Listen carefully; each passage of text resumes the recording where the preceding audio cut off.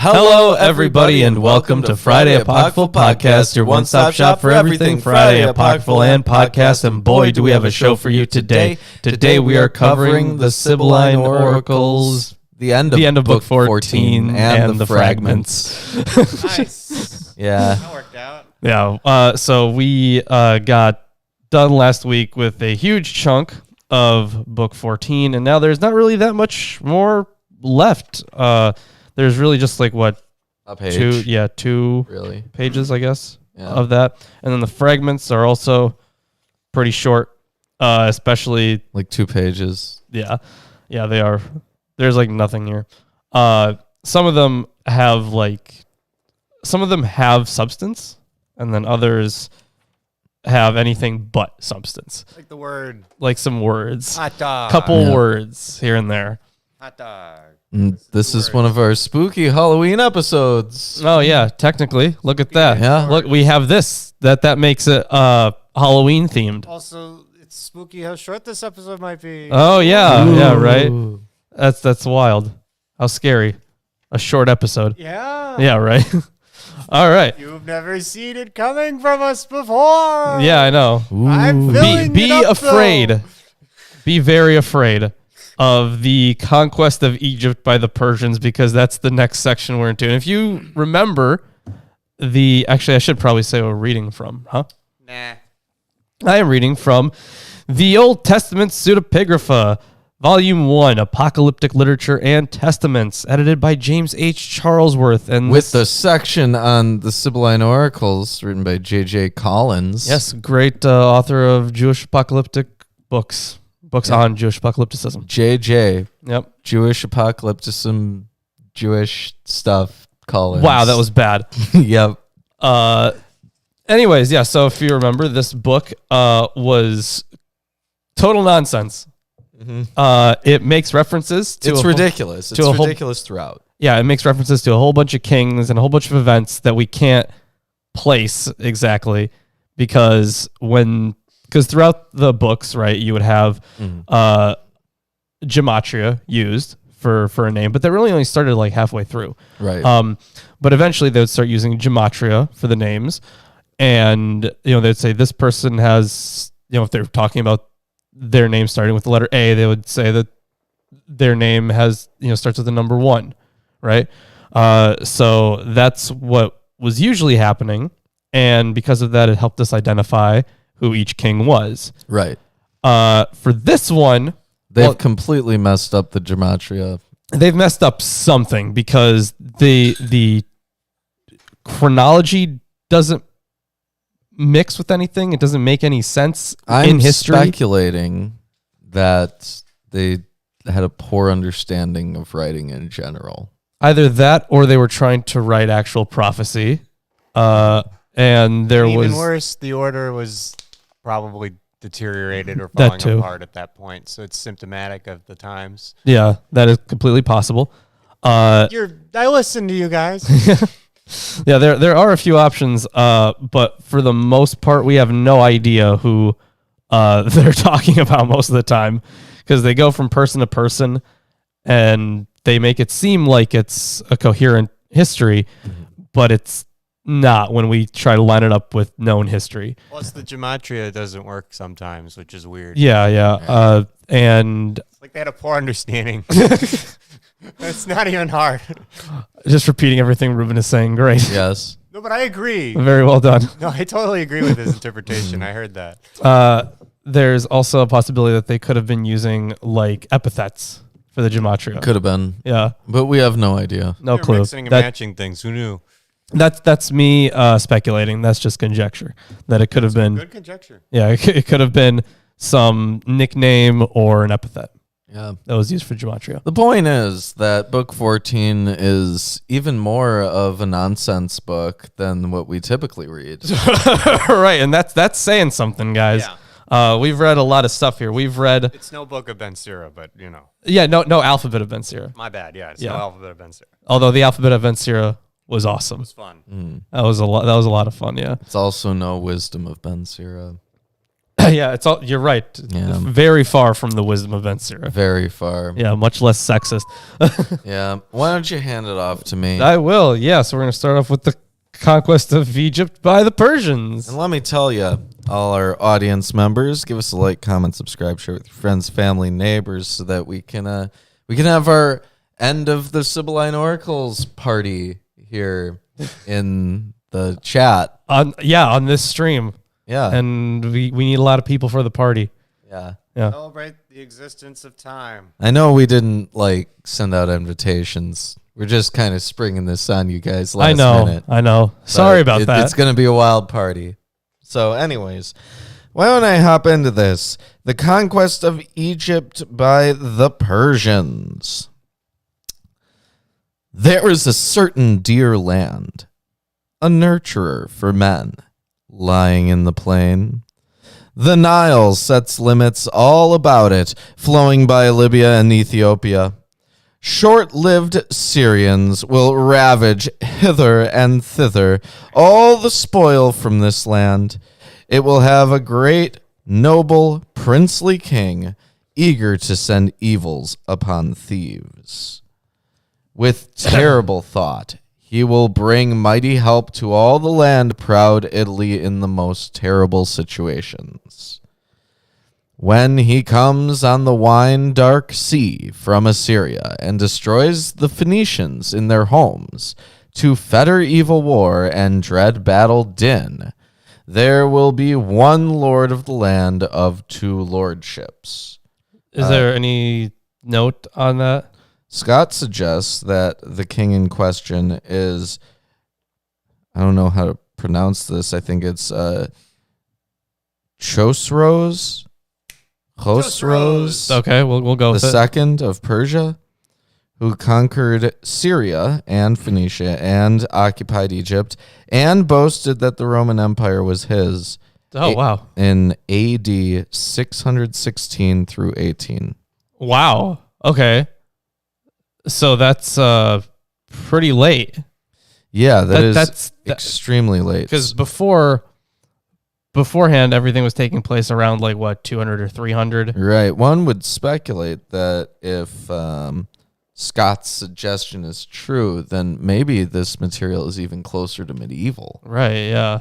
And then it'd be no wonder why they got all this stuff wrong before. They must have just not had access to anything. Right. They didn't know how it worked. Right, yeah. Which is why it's all wrong. That's amazing. So I'm going with Scott. Okay, Scott, it's just easier for me. So it might not be true. Yeah, I have no idea. Hey, who knows? Nobody, because this book is nonsensical. Yeah. Now, I will sing the laborious end of the Alexandrians. The barbarians will inhabit sacred Egypt. Maybe we should have Chris sing about the end of the Alexandrians. Yes. The end. That's good enough. Of the Alexandrians. It's the best you're going to get out of me. I don't like Yeah. The barbarians will inhabit sacred Egypt, the carefree, unshaken one, when envy comes from somewhere.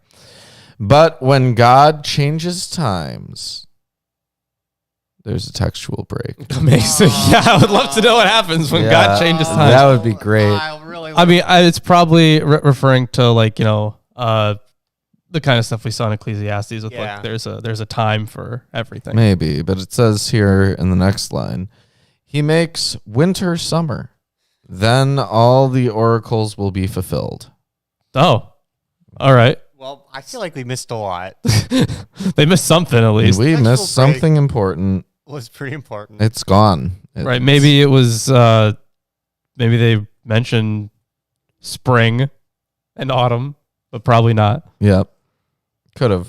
Maybe they just had the... Could have mentioned all kinds of time segments. Yeah, they could have. Day, night. Minutes. Yeah. Hours. Maybe. Seconds. Could have been a lot. Yeah. Yeah. Could have been many things, but it's gone. Lost. Never to be found again. Probably not. Well, it might be. Someday. Maybe. Yeah.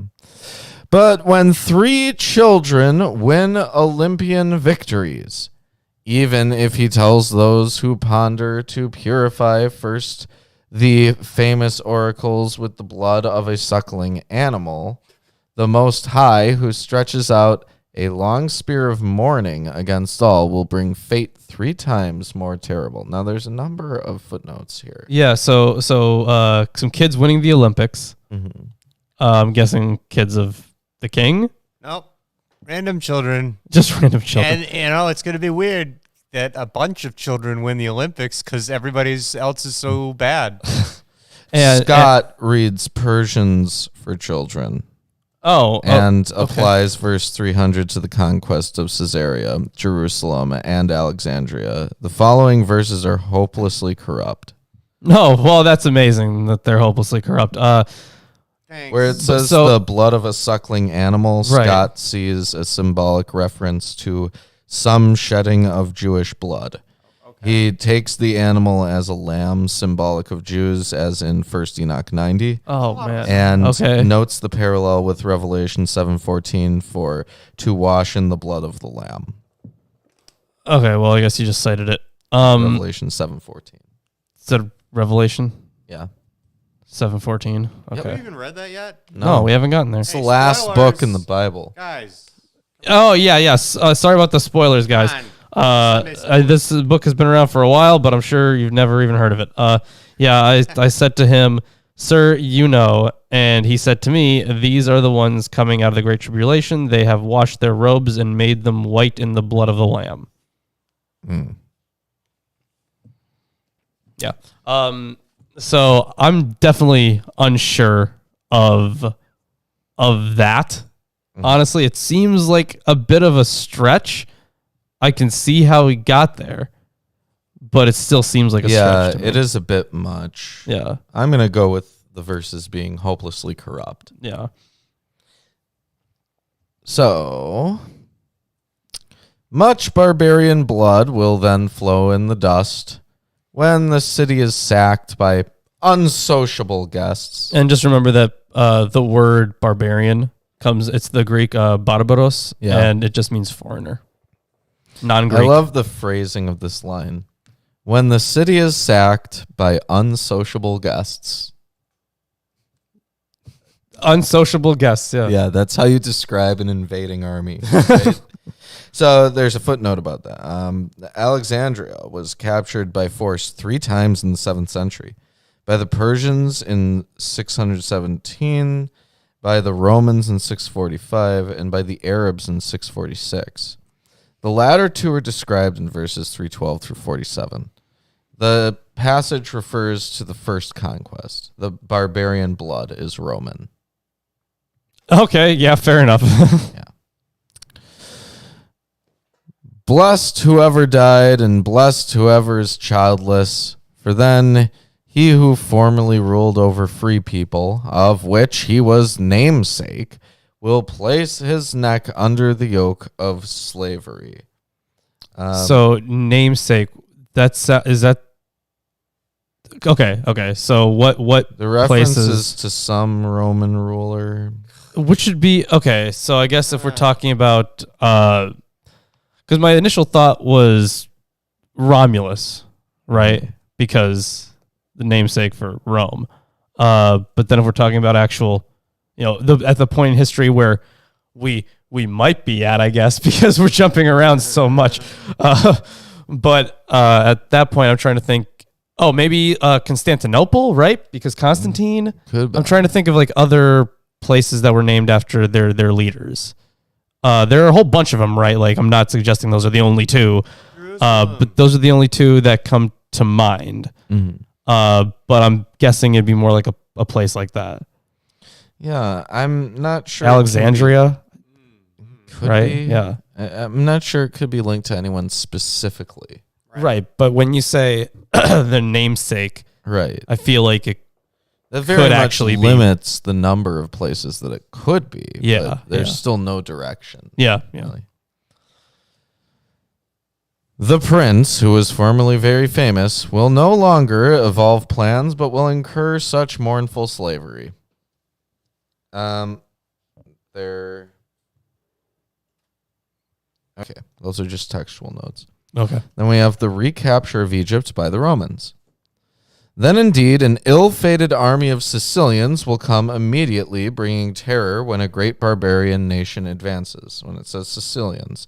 Scott sees here a reference to the recapture of Egypt, about 627 AD, but amends Sikelon to Ekkilikon out of Cilicia, the conjectural base from which the army set out.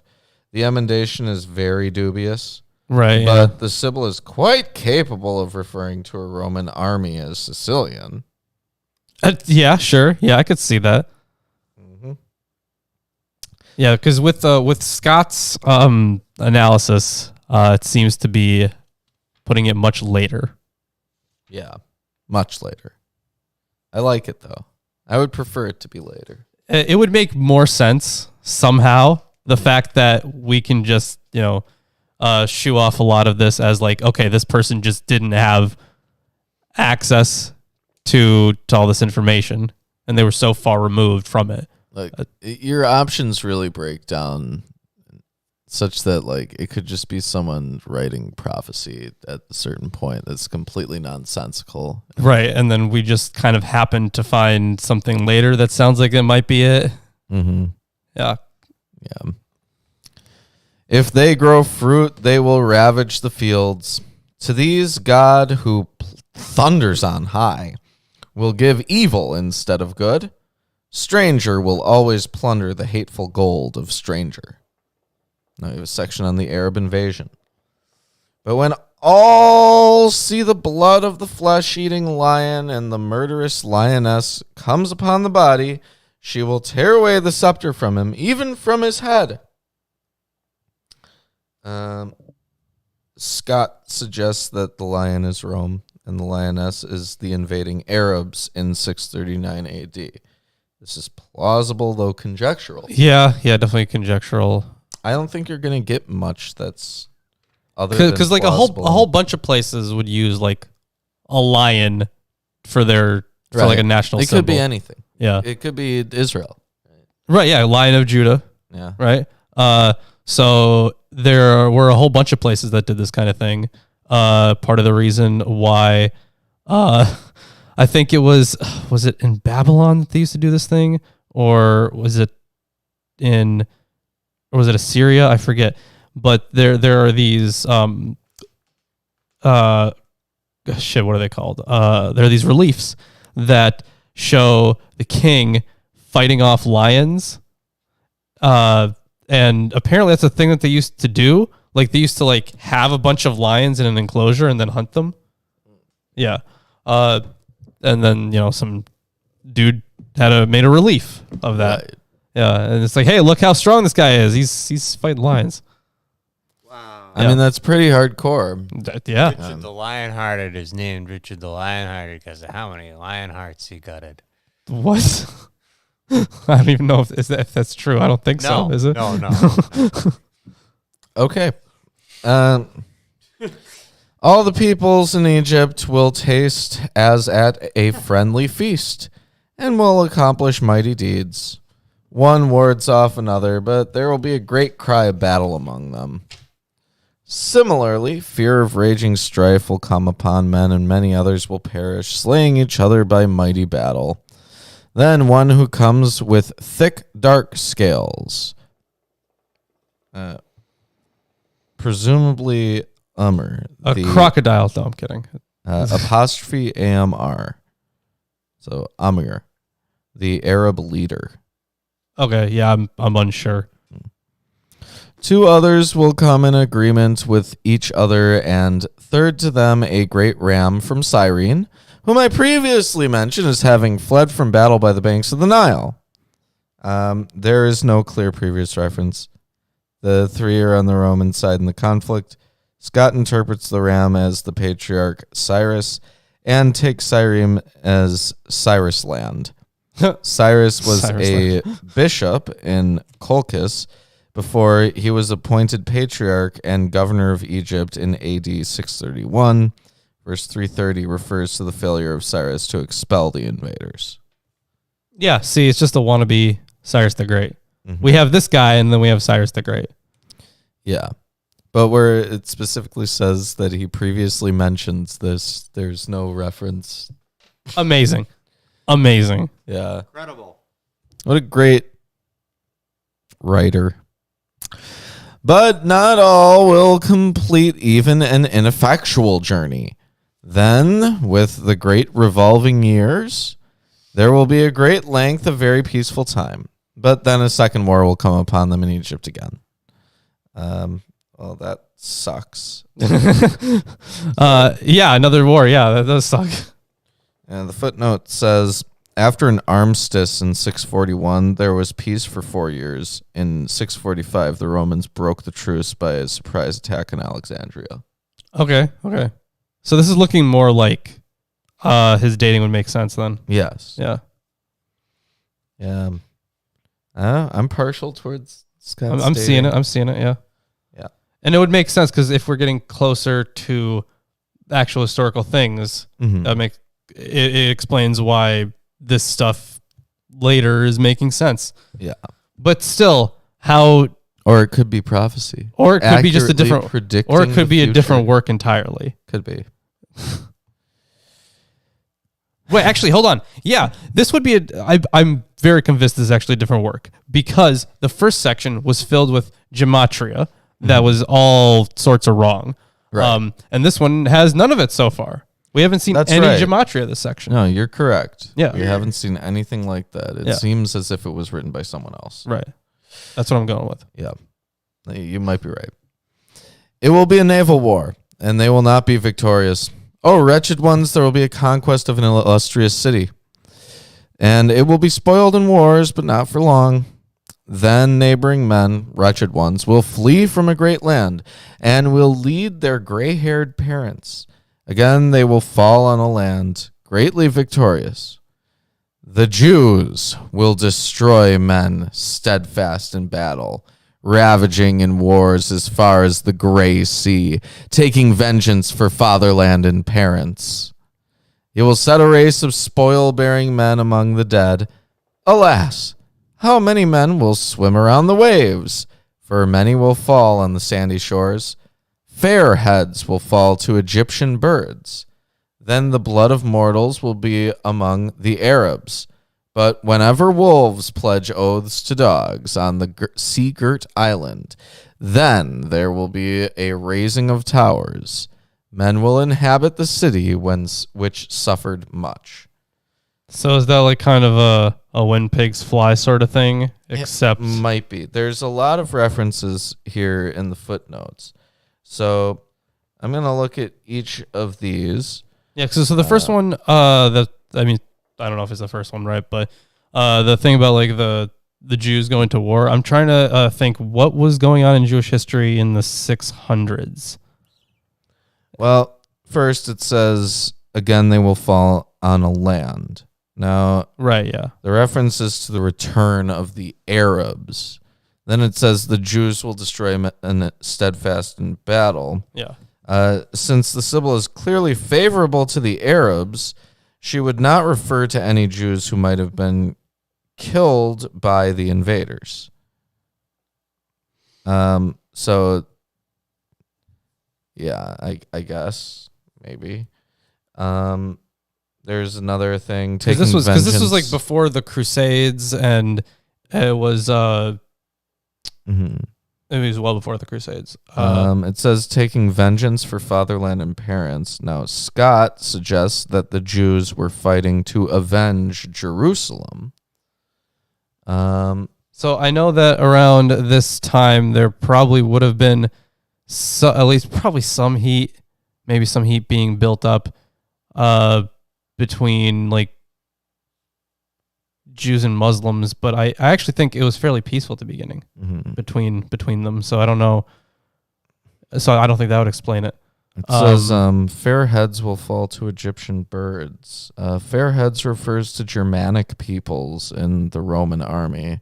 Egyptian birds is a pun, since Aegyptios also means vulture. Huh. Okay. So that's a pun. That explains part of it. says, when wolves pledge oaths to dogs on the secret island, then there will be a raising of towers. Men will inhabit the city, which suffered much. The reference is clearly to Alexandria, although Scott entertains the possibility that it refers to Jerusalem. But it doesn't say anything about these wolves pledging oaths to dogs. It sounds like that would be a saying of some kind, almost like when pigs fly. Right, that does sound like that. Yeah, Justin might have some something to add here. So Persians or Zoroastrians, sure. Mithra trade routes were all coming down on the Jewish trade routes to Egypt from the Black Sea. Shortly after all this, the empire transitioned to early Christianity. Yeah, it was already on its way. It was pretty deep into it, actually, I'd say. All these people were coming for the trade routes connected to Europe through Greece and Bulgaria. Yeah, so you could see some animosity, why that would be a thing there. Mm-hmm. There's just one last section in here. Very short. Eschatological prophecy. Great. This is the end of book 14. I love eschatological prophecy. Yep. No longer will there be deceitful gold or silver or acquisition of land or laborious slavery, but one friendship and one manner for a merry people. All will be in common, and one equal light of life. On earth, evil will sink into the wondrous sea. Then the harvest of articulate men is near. A strong necessity insists that these things be accomplished. Then no other chance wayfarer will say that the race of articulate men will cease to be, though they perish. Then the holy nation will hold sway over the whole earth for all ages with their mighty children. And the last footnote here says, references, of course, to the eschatological kingdom of the Jews.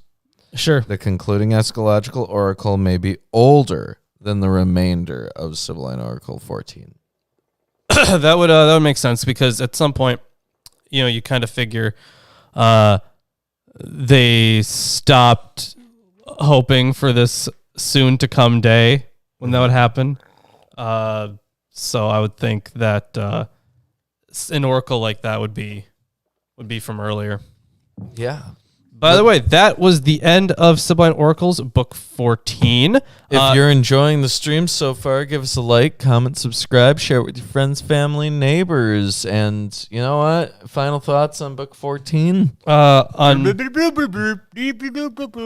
It's nonsense in most parts. It is nonsense in most parts. It started off like I was really hoping to maybe be able to tie something in with something historical. But aside from a few references, it seems nearly impossible. So that's because it's actual prophecy predicting the future. Yep. And it failed. Quite a lot. It failed. Yeah, it failed. But we can't say that yet. Not until the end of time. Oh, right. Of course. Yeah, of course. Yeah, when the Romans come back and then the Germans win. Yeah, that's right. Yeah. When all that happens. The other way around. See, they were referring because that would be the Vatican. The next Roman Empire. The next one. Yep. Wow. Yep. So prophetic. Right. Yeah, that's right. Ridiculous. So how about we hop into the fragments? Now, there is a short introductory section here on the fragments. So I'll just read the whole thing. Yeah, as noted in the introduction to book 3, fragments 1 through 3 are probably part of the lost book 2 and belong with Sibylline Oracles 3, 1 through 45. The major dissenter from this view is Gefkin, who regards them as Christian forgeries by Theophilus, but there is nothing in the fragments that requires Christian authorship. Kerfess has attempted to locate the other fragments within the Sibylline corpus, but they are too brief to admit of confident identification. The theological significance of the fragments lies in their insistence on monotheism and denunciation of idolatry, common theme in the Sibylline Oracles, and a common theme throughout biblical literature. They show no trace of the political concerns that dominate the other Jewish books and emphasize the spirituality and eternity of God in a manner reminiscent of Pseudo-Orpheus and Philo, so much more theologically based. The eschatology of the fragments is presented most fully in Fragment 3, one of the longer ones. and has a strong otherworldly character. The wicked will be burned with torches for all eternity, while the righteous will enjoy life in paradise. This emphasis on individual afterlife is quite atypical of the Jewish Sibylline Oracles and is most closely paralleled in the Christian redaction of Sibylline Oracles 2. The fragments are found in Theophilus ad holy shit. Ad Autolicum, I guess. Ad Autolicum. 236. Fragments 1 and 3, that being. And then 2-3, where we find fragment 2, with some parallels in Clement and Lactantius. Fragments 4 through 7 are from Lactantius, and fragment 8 is from Constantine's Speech to the Saints. All right. That's interesting. So this is just like a whole bunch of assorted crap. Yeah, essentially. It's basically a victory lap for finishing the Sibylline Oracles. Yeah, we're going to get a little bit of eschatology there, a little bit of, well, actually, we're getting like no history stuff here. It's just going to be eschatology and theology. We're just getting bits and pieces of things. And in some cases, it's going to be the best definition of bits and pieces you will ever see. Yeah. At least in literature. I'm going to hop to the restroom while you get started. All right, I will get started. Fragmentary literature. Yeah, but hey, on the way back, could you grab me a water? Sure. Thank you. Big preaches. Preach. Like, appreciate. I appreciate it. I'm angry about this. You can't be saying those. Can we say preach? That's sus. Anyway, so the first part is an affirmation of monotheism. Mortal and fleshly men who are nothing, how do you so quickly exalt yourselves while disregarding the end of life? You do not fear or revere God who oversees you, the Most High, the knowing, all-seeing witness of everything, the Creator who nurtures all, who put a sweet spirit in all and made it a guide for all mortals. Yeah, Chris. What did I do? Why do you disregard the end of life, and why do you exalt yourself while knowing that God, the Most High, put a sweet spirit in you? I don't know that. I didn't know that. I don't agree with that. I don't agree at all. Wow. And I don't. You see what he just did? Yeah, he just disregarded it. I'm going to disregard the sweet spirit, but not life. You know, I'm a pacifist. The end of life. Well, I'm going to try to stop that if that tries to happen a little. Oh, okay. Good luck with that. You know, I'll use my secret skills to save everybody. Well, you know, I haven't had to do it, and I hope I never do. Well, you know what I got to say? There is one God who rules alone, exceedingly great, unbegotten. Oh, yeah. Thank you. Let's get rid of that. One God who rules alone, exceedingly great, unbegotten, universal ruler, invisible, who himself sees all things. He is. I think there's a few gods. They're okay. They were begotten. They don't really rule anything. They're very localized. Very localized, yes. So gonna continue on here with this praise. Unbegotten, universal ruler, invisible, who himself sees all things. He is not seen by any mortal flesh. For what flesh can see with eyes the true and heavenly immortal God who inhabits the vault of heaven? Well, let me tell you about some other books we've read on the show. Okay.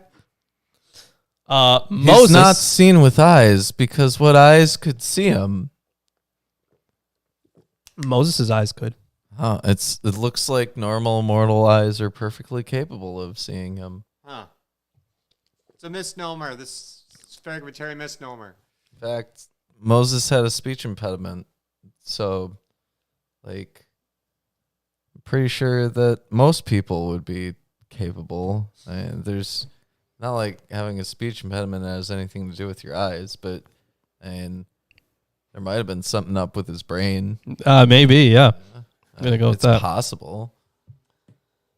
Yeah, because apparently it's just not possible. You just can't do it.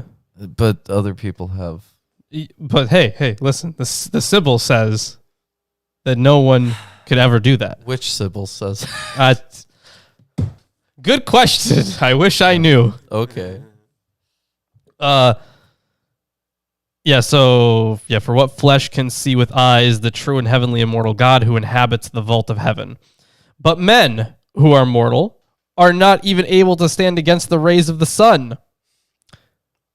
You know, it's interesting that at this time, they already knew that you had to wear sunscreen or you would get skin cancer. Well, would they have really? No, they wouldn't have. No, they wouldn't have defined it as cancer. They would have, had sunburn. Yeah, I'm sure. Yeah. I'm sure that they got sunburn back in the day. Sunburn sucks. Yeah, I get that one. Men who are veins and flesh on bones. Revere him who alone is ruler of the world. He is alone from age to age, self-generated, unbegotten, ruling everything throughout. This is starting to sound a lot like the Nicene Creed. It's very repetitive, too. It is, yeah. No, they do this a lot. Administering judgment to all mortals in common light.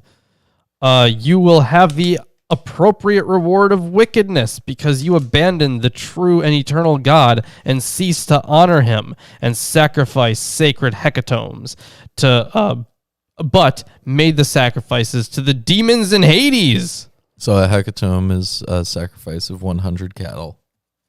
And they were making them to the demons of Hades.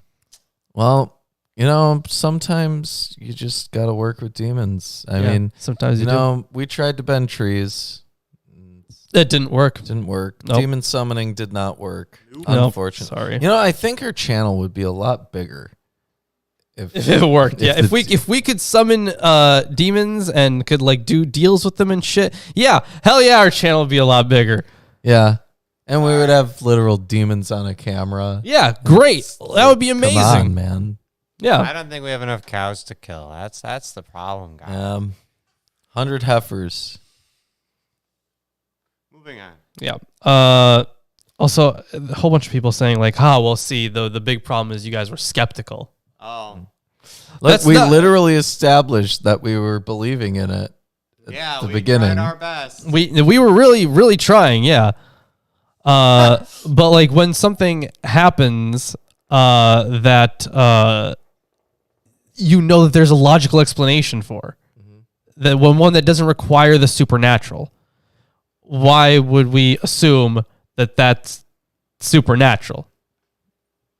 Well, that's what faith is, Lawrence. Yeah. Anyways, picking the worst explanation. Yeah. You walk in affectation, and madness. And having abandoned the straight right path, you went away and wandered through thorns and stakes. Vain mortals, stop roaming in darkness and black night without light, and leave the darkness of night and take hold of light. Behold! Behold! He is clear and unwavering for all. That is the least true thing. Mm-hmm. Unless they're saying he's obvious in his existence and unwavering in the fact that he continues to exist. Unless they're talking about that, he wasn't very clear in how he spoke to people, or in his commands. No, he was not very clear, and he wavered a lot. That's kind of the point of the entirety of the Old Testament. Yeah, they asked God, "Hey, could you not do that or something?" Thanks. He would love them initially. They would fuck up. He would punish them, and then they would come back to him, and then he'd love them again. And of course, the whole thing is, he loved them the whole time. But but still, and it's not that hard to convince him of things. The whole Sodom and Gomorrah thing. Yeah. Abraham's just well, come on, man. And he's yeah, I guess. Yeah, so unless they're talking about unwavering in sheer substance, in existence, that would be the one way that would even make sense. Mm-hmm. Come, Do not always follow darkness and gloom. Behold! The sweet light of the sun shines outstandingly. Put wisdom in your breasts and have knowledge. There is one God who sends showers, winds, and earthquakes, lightnings, famines, pestilence, and mournful woes. I like how it got worse and worse and worse. Showers, fine. Winds, okay.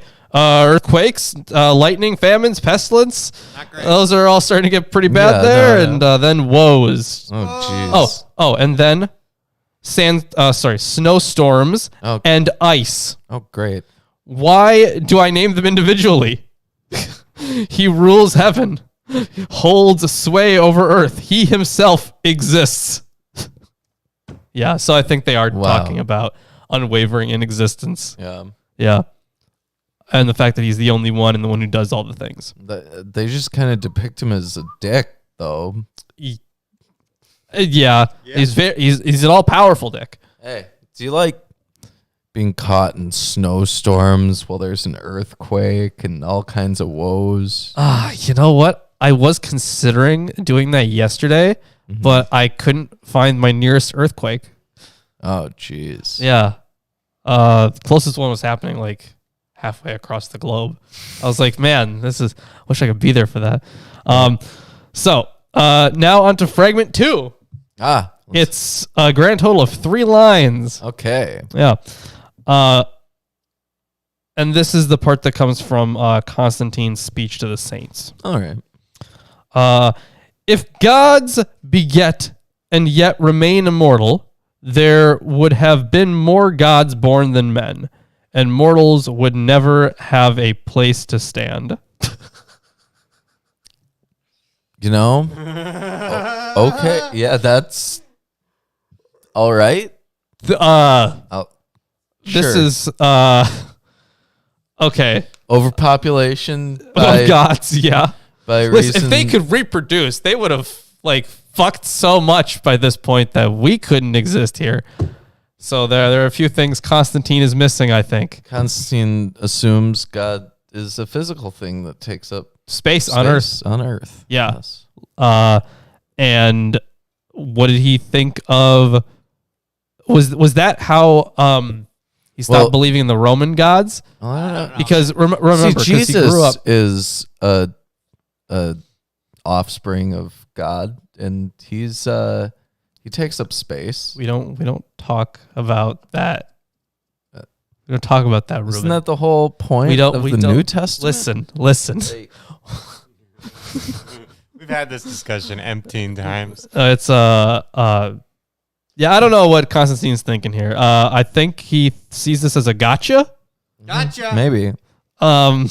That's a pretty bad gotcha, Constantine. Not honestly. only did Constantine see that as a gotcha, Could but you imagine if- somebody out there saw that as enough of a gotcha to write it down and keep it in a fragment safe. Right.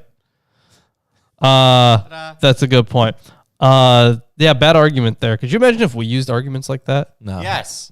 We would have even less subscribers. Like I said, Right. Richard than the we already Lionhearted, do. my argument earlier. Oh my God. Bad Actually, argument. you know what? We would probably have more subscribers. Just by sheer ridiculousness. People don't care about rationality, yeah. Lauren. That's That's why PewDiePie has all of those subscribers that we don't. Right. Why you I mean, watch his all those his art content isn't classes. really meant to be educational. Right. If we were just poning the religious people. Yeah, we probably get more subscribers, but it'd be a way more toxic base, I think. Yeah. Anyways, how about fragment 3? This is against idolatry.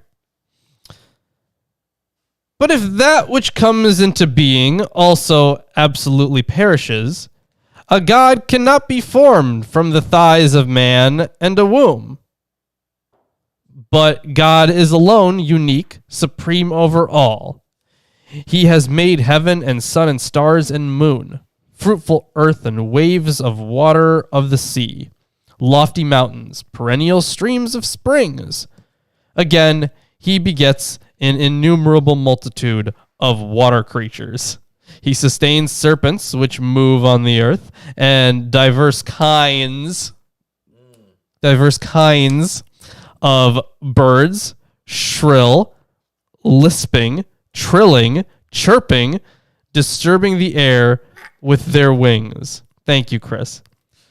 He placed a wild brood of beasts in the valleys of mountains, and he made all cattle subject to us mortals. He established a divinely fashioned ruler of all, and subordinated to man things diverse and incomprehensible. But apparently, like Sibylline Oracle Book 14. Yeah, like Sibylline Oracle Book 14. That's a good one.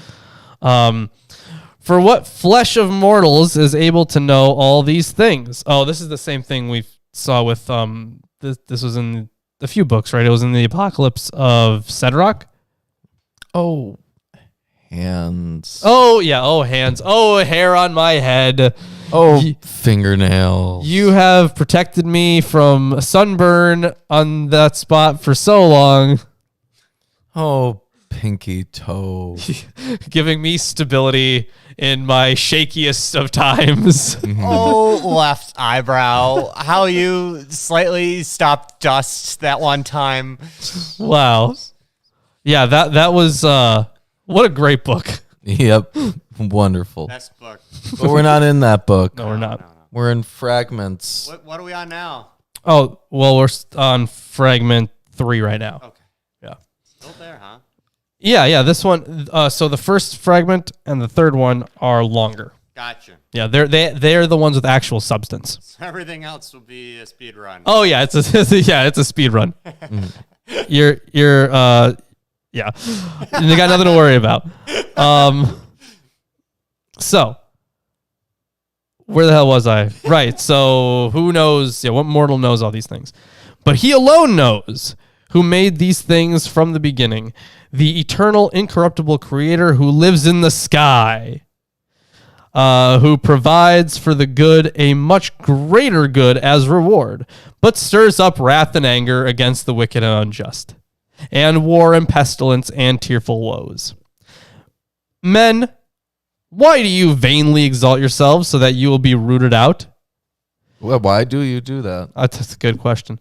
This is also like pretty much the exact same question we got in the first fragment at the beginning. Mm-hmm. Yeah. How do you so quickly exalt yourselves while disregarding the end of life? So a little different, but it's for the same purpose. Right. Be ashamed of deifying. Is this polecats? Yep. Or polecats? Yeah, don't deify those polecats, Kay. I don't even know. I've never seen that word before. Yeah, polecats. Yeah, I guess polecats. All right. Yeah, the European polecat's close relative to ferrets. Oh wait, hold on. And weasels. Deifying polecats and brute beasts, and the note is, oh yeah, the worship of cats. Yeah, specifically Egyptian idolatry. Oh. So there's talking about. Well, European Egypt. polecats are not cats. Not exactly. They're not even felines. Okay, well, so is it like a meerkat? Yeah. It's okay. a lot like a meerkat. Okay, Like gotcha. a ferret, a weasel. Gotcha. More otter-like. Yeah. Does not madness and frenzy take away the sense of the mind if gods steal dishes and plunder pots? Like, I guess. Is that what gods do? I guess they're talking about sacrifices, maybe? Could be. But didn't they ordain sacrifices? Mm-hmm. Leviticus ordained sacrifices. So I don't know. Does not madness and frenzy take away the sense of the mind of God steals dishes and plunder pots? I don't know. Or it sounds like a sacrifice, but it also sounds like it could be a mythological reference. Like similar to it's still there. I know it's not this one, but I forget who did it, but they swapped out Zeus's food, right? Where they covered Zeus's like they gave him bones, but they covered it in meat. So he thought it was meat, but then he, had like the first piece, and then he noticed that it was bones. Hmm. Who I am not recalling what story that was, but I remember it's Greek mythology for sure. So I don't. If someone remembers what story that is, please let me know. But maybe it's along those lines. I recall a pot and stealing dishes. I don't know. Seems like it's tangentially related. Anyways, and instead of living in the golden, boundless vault of heaven, they appear moth-eaten and are woven with thick cobwebs. Oof. Okay, so yeah, we're definitely talking about idols here. Mindless ones, adoring snakes, dogs, and cats, you revere birds and wild serpents of the earth, and stone statues and handmade images and heaps of stones by the roads. Yeah, okay, that's fair. Because the Herms, right? Mm-hmm. As they're called. They were little. Well, I mean, I guess they weren't really that little. But they were these little statues of Hermes, right, with his face and a dick on it. Yeah. Yeah, it's called the Herm. And they were just around. They were like landmarkers. That explains everything about frat life. Anyways. Well, they established boundaries. They established boundaries. They could do that, yeah. And they're just something funny to look at, I guess. So that is probably referencing this. Or just, I mean, there was a whole bunch of like standing stone stuff, but that's way more ancient. So I would doubt they're talking about that. Right. These things you revere and many other vain things, which it is disgraceful even to mention. There are gods which by deceit are leaders of mindless men, from whose mouths pour deadly poison. But he is life and imperishable eternal light, and he pours out a delight sweeter than honey for men. Bend the neck to him alone, and you will incline your path among the pious ages. Leaving all these things, you all with foolishness and frenzied spirit quaffed a goblet full of judgment. Very pure, strong, well fortified, quite unmixed. You are not willing to become sober and come to a prudent mind and know God, the King who oversees all. Therefore, gleam of blazing fire comes upon you.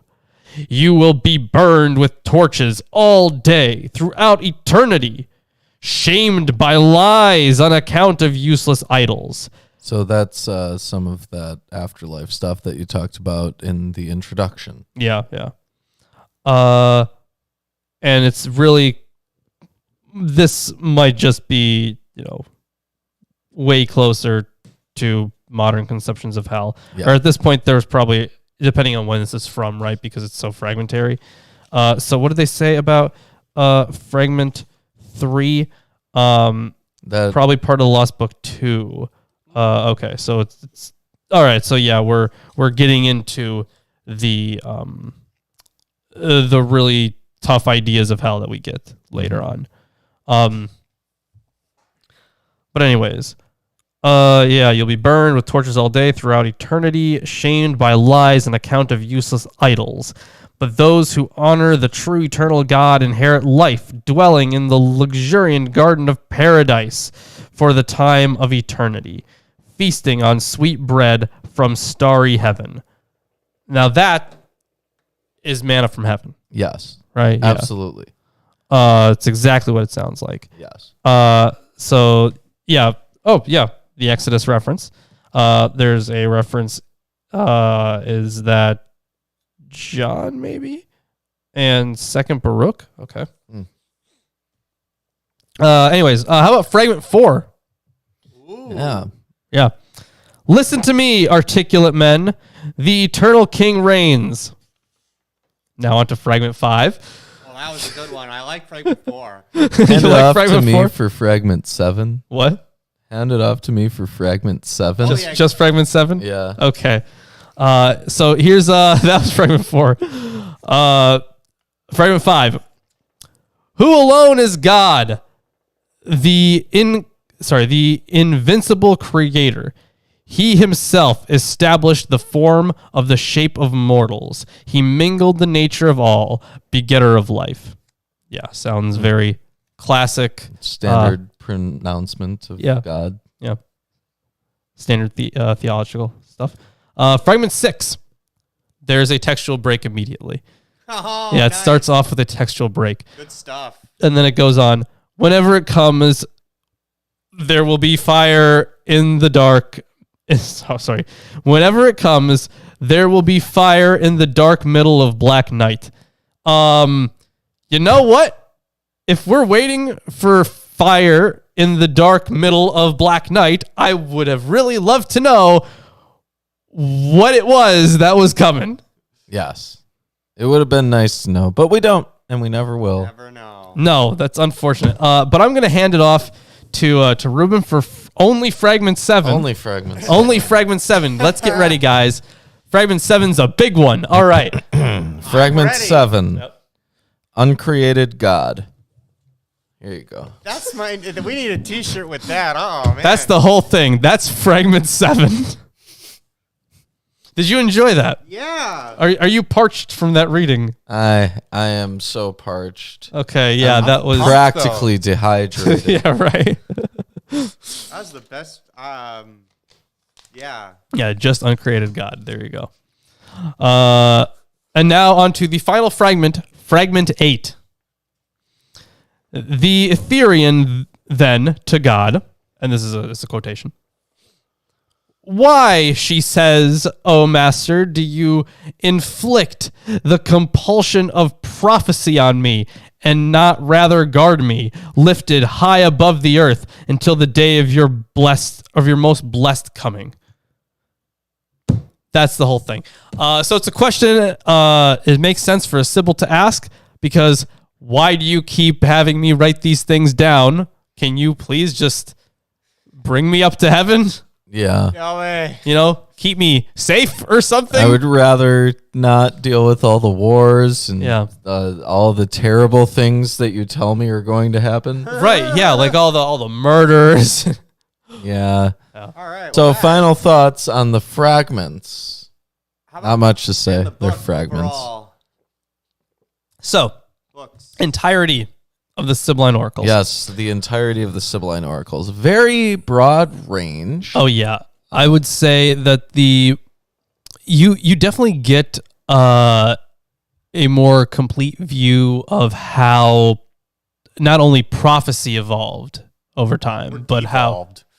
well, yeah, but also how they interpreted actual things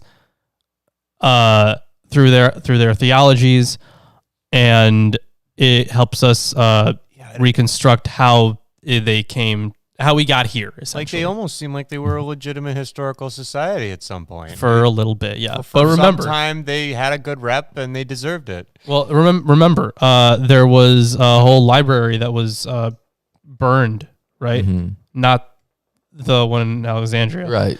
different one. These were recollected Yeah. from different sources. And, the last book, Fragments. it's just nonsense. Yeah. Right. But the preceding books, there was some interesting interpretations of Roman history there. True. Yeah. And You can tell that some of these are definitely written by like different authors. That they were written by different authors and just pushed together later. Oh, definitely. And the Greek gods seem to have quite a major role at some point, and then they kind of just stopped being mentioned overall. Yeah. yeah. Similarly with Nero and a couple other figures, like what was that O character? Oh, fuck. What was that? Odenon? It was like Are you sure? Odenath. Odenath? Was it? I don't remember his full name. Odenath. Yeah, I think so. Okay, well, yeah, they had characters that came and went too, and some of them were interesting, and some of the tales were repetitious or just kind of like, well, that contradicts what we just read too. Yeah. It's And not as bad as some of the readings we've had before in terms of contradiction towards the end, where it just either doesn't make sense or whatever. Yeah. so the books that Makes sense. make sense Yeah. are often just bad history.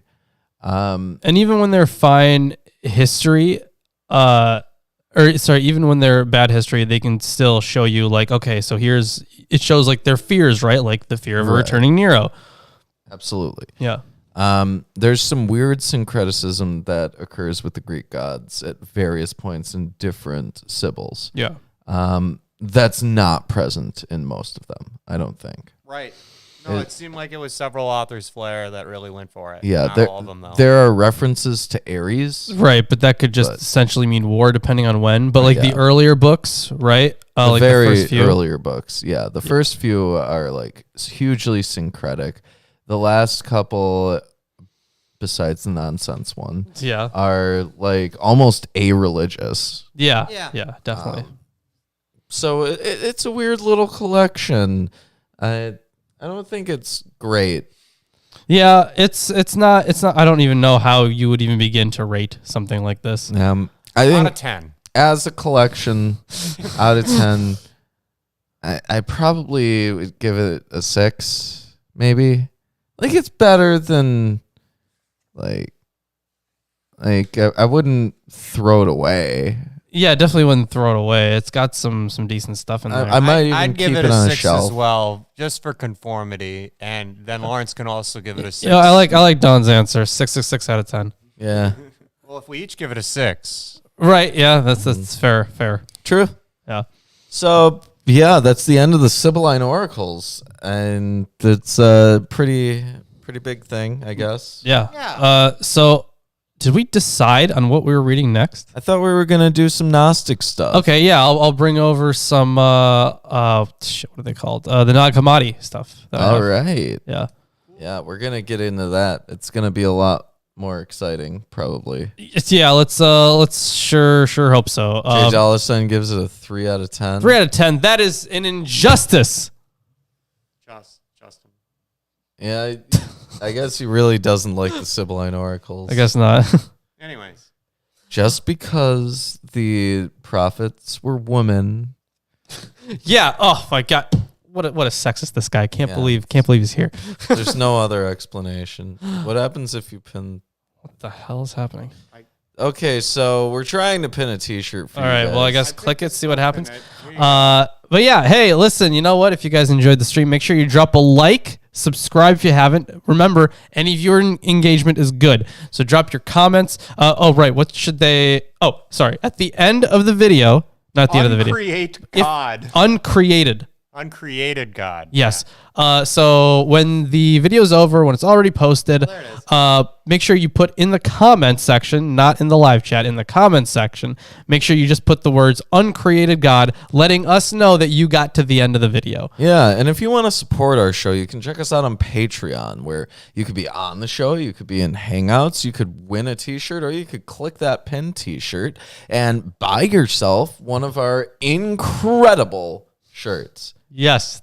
Incredible. We also have an Amazon wish list that needs to be updated. I did put a couple books on it today, I think. Oh, good. Yeah, And I should put some things on there too. that works. I put, and we also actually got a book from one of our patrons. Oh. Not sure if she wants her name out there, but thank you, patron. You know who you are. We got it was the Poetic Edda, I think. Oh, Yeah. cool. Yeah. So thank you. You know who you are. Very much appreciated. Yeah. Yeah. But I put a couple books on there about Athenian law and like ancient. Was it Athenian law? Was that it, or was it just Greek law? Or like justice in the Greek world? Justice. Yeah, and I think I put something on there about like ancient crimes or something. I don't know, but it seemed like a very interesting road to go down. Because I'm very excited. Okay, so yeah, I'm very excited about my next project. I'm gonna do it in a completely different style, by the way, and I hope you guys really enjoy it. Cool. So here's what I'm thinking, and chat, you can let me know what you think of this ahead of time. This is only for the insiders that watch this show. If you can, you just turn on my camera, put on my camera. It's gonna be a little more zoomed out, but it's gonna be me talking to the camera like this. I'm gonna have like all this stuff with me. I might have, it's gonna be better placed. At least camera view wise, but I'm gonna be talking like this. I'm gonna be cracking some jokes while I'm telling the story of It's going to be an ancient true crime. It's going to be an ancient true crime story. I fucking love your idea. That is my next project. It is going to be. Let's film should it I here, spoil obviously. it? That's what I was going to do. Yeah. Yeah, sure. So I'm not. Should I spoil? No, it no, already? no, no. Okay. I shouldn't Ancient spoil true it. crime. It's going to be an ancient true crime. Yeah. So Courtroom drama. Yeah. Yeah, courtroom drama. It's going to be a true courtroom crime. drama. Yeah. Ancient true history. Awesome. I understand. I understand that if God was not uncreated, it would be necessary to dismantle him. I get that, but make sure you put that in the comment section below. And you put him back in the right place. We have labeled drawers where God's parts are supposed to go, and last time they didn't put it away, and this is how we got in this mess. Right. Oh, and by the way, And if you want a lot of ancient legal drama to use as sources for your true crime show, there is, of course, the most deeply interlinked legal system with the Bible, which is to say the Talmud, which is full of ancient legal drama. yeah, but let's not. You're going to dredge through that for crime? Yep. Wow. This All is right, gonna well, be your Talmud show. I'm gonna push it. I'm gonna like it push harder. Talmud stories on you that are ancient Bring it true up crimes. on Sunday. Force it on them again. Yep. Sounds horrible. Anyways, thank you, Plant everyone. Thank you, everyone, for joining us. Yeah, we'll see you on See you Sunday. on Sunday. We'll be finishing Romans. At Roman. Yep. See you guys. Bye.